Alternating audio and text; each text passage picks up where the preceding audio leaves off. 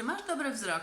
Czy dobrze widzisz? A może musisz, tak jak ja, podpierać się okularami, korekcją jakąś?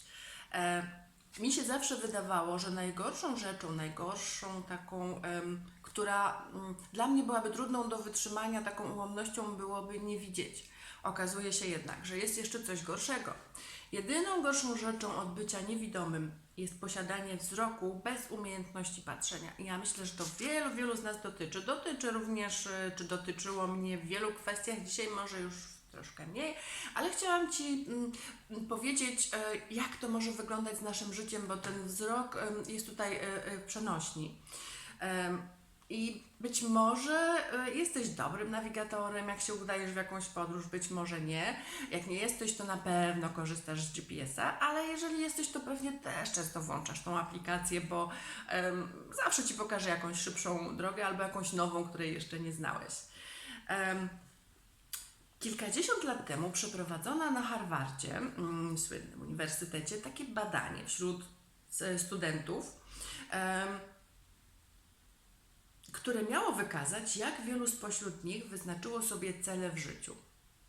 Okazało się, że dokonało tylko 3% ze 100. Tylko 3%, 97% nie miało wyznaczonych celów. I 30 lat później, po tym jak oni zakończyli studia, naukowcy sprawdzili, jak powodzi się uczestnikom tego badania. I co się okazało? Okazało się, że studenci z wyznaczonymi celami pod względem finansowym osiągnęli tyle, ile pozostali badani razem wzięci, czyli te 3% z wyznaczonymi konkretnymi celami osiągnęło 50% całej tej sumy, którą osiągnęło tyle samo, co te pozostałe 97%. Rozumiesz, jakie to jest ważne, żeby, rozumiesz, też się tego uczę ciągle, też gdzieś w różnych sferach życia to ciągle poprawiam, ale wyobraź sobie, 3%, tylko 3% miało wyznaczone cele i oni te swoje cele, nie wiem w jakim zakresie spełnili, ale tak czy siak, jeśli chodzi o wartości bezwzględne w kwotach, bo to chodzi o finanse, oni osiągnęli te 3% jedyne, osiągnęło tyle, co ta cała reszta, te całe 97%. Na moją wyobraźnię to po prostu działa, przygniata mnie to aż. Do czego zmierzam tą historią? Otóż okazuje się, że jeżeli pozostawisz swoje życie w gestii przypadku, będzie się ono toczyło bez celu, przypadkowo. Nie będzie podążało według wytycznych, prawda? Tak jak tramwaj nie pojedzie bez kolei, bez szyn. Samochód terenowy, czy tam, nie wiem, gdzieś w terenie podmokłym, gdzie nie ma dróg, najlepiej się jedzie po kolejnach, bo inaczej to można się zakopać, ugrzęznąć. I pomyśl sobie teraz tak, organizujesz swoje weekendowe wycieczki z najdrobniejszymi szczegółami. Na pewno tak robisz, większość z nas tak robi. Wybierasz linie lotnicze, gdzieś dalej się wybierasz, hotel, w którym się zatrzymasz, miejsca, które odwiedzisz. No niektórzy tego nie robią, ale chyba większość z nas jednak planuje sobie, żeby ten czas na maksa wykorzystać i też planują, jakie miejsca odwiedzą. Własne życie traktujesz jednak jak niepościelone łóżko. Zastanów się, czy tak to właśnie nie można tego tak przyrównać w Twoim życiu.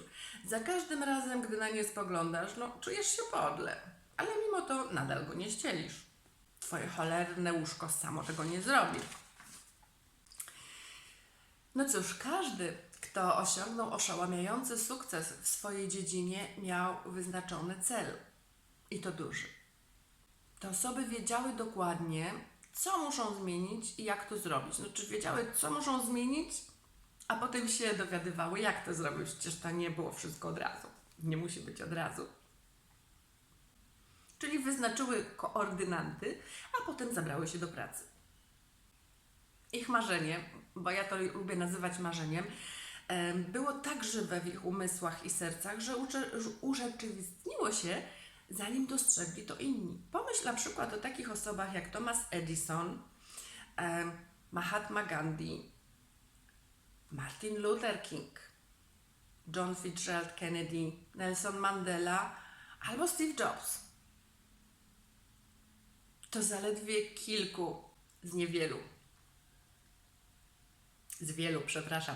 Kilku z wielu Marzenie prowadziło ich niczym kompas, taki magnes.